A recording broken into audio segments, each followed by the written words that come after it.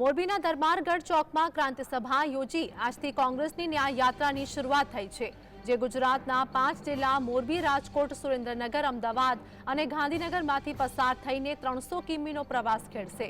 તો છેલ્લા વર્ષોમાં ગુજરાતમાં બનેલી દુર્ઘટનાઓ અંગે વાત કરીએ કે સામાન્ય લોકો હુમાયા છે, જો કે એક પણ ઘટનામાં લોકોને ન્યાય મળેલ નથી, જેથી કરીને લોકોને ન્યાય અપાવવા માટે આ ગુજરાત ન્યાય યાત્રાનું આયોજન કરવામાં આવ્યું છે।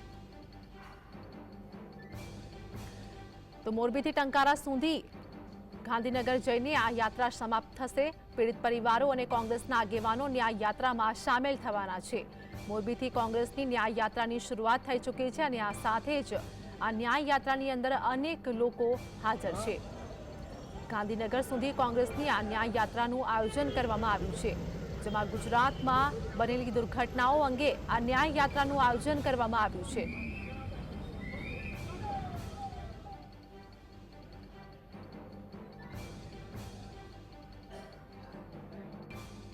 ન્યાય માટે તરસતા આ પીડિત પરિવારો છે અને આજે કોંગ્રેસના આગેવાનો છે, એમની પાછળ એમને સાથ સહકાર ટેકો આપવા માટે એમની પાછળ બીજી હરોળમાં બેઠા છે।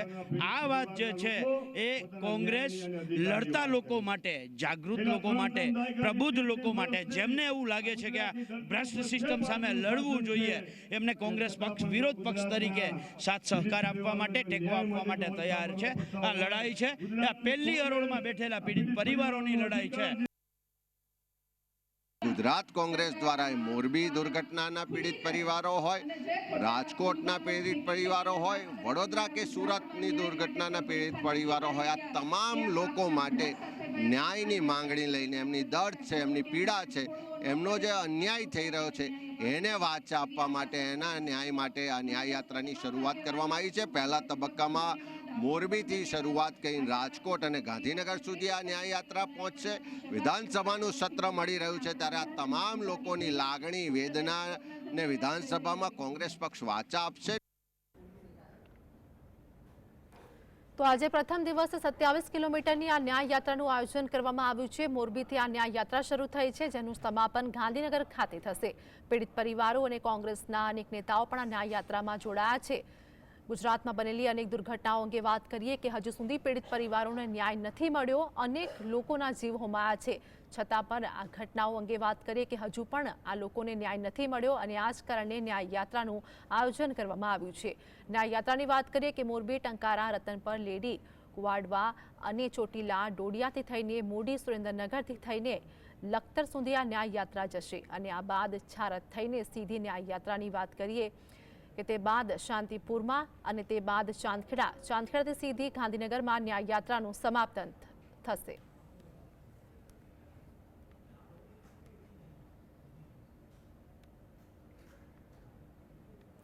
તો આજ મુદ્દે અમારી સાથે અમારા સહયોગી રવિ અમારી સાથે જોડાઈ ગયા છે। રવિ, જે પ્રમાણે વાત કરી કે કોંગ્રેસ દ્વારા ન્યાય યાત્રાનું આયોજન કરવામાં આવ્યું છે, ગુજરાતમાં અનેક ઘટનાઓ બની છતાં પણ પીડિત પરિવારોને હજુ સુધી ન્યાય નથી મળ્યો।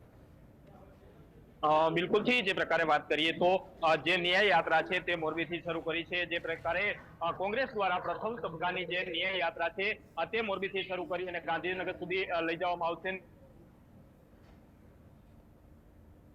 ચાલુ થવાનું છે ત્યારે આ જે તમામ પ્રશ્નો છે, જે પીડિત પરિવારના પ્રશ્નો છે, તેમને વાચા આપવામાં આવશે અને ત્યારબાદ કહી શકાય કે બીજી તબક્કાની જે ન્યાય યાત્રા છે તે શરૂ કરવામાં આવશે, જે વડોદરા, સુરત થઈ અને કહી શકાય આ જે ન્યાય યાત્રા છે તે કરવામાં આવશે। અત્યારે જે પ્રકારે વાત કરવામાં આવે તો આજ રોજ મોરબીથી કોંગ્રેસના જે દિગ્ગજ નેતાઓ અને કાર્યકર્તાઓ અને સાથે સાથે જે પીડિત પરિવારો છે તેમના દ્વારા એક ન્યાય યાત્રા છે તે કાઢવામાં આવી હતી। શહેરના જે દરબારગઢ વિસ્તાર છે ત્યાંથી આ ન્યાય યાત્રા છે તે શરૂ કરવામાં આવી હતી। અત્યારે કહી શકાય કે શહેરના મુખ્ય માર્ગમાં ફરી અને જે કહી શકાય કે સનાળા ગામ ટપી અને રાજકોટ હાઈવે ઉપર આ જે ન્યાય યાત્રા છે તે પહોંચી છે ને અત્યારે કહી શકાય કે તેમનો વિરામ છે તે વિરામ લીધો છે થોડી દેર માટે અને ત્યારબાદ આ જે ન્યાય યાત્રા છે તે રાજકોટ તરફ પ્રયાણ કરશે અને રાજકોટથી ચોટીલા થઈ અને કહી શકાય કે વિરામ ગામ અને સાણંદ અને અમદાવાદ ત્યારબાદ ગાંધીનગર છે તે યાત્રા જશે।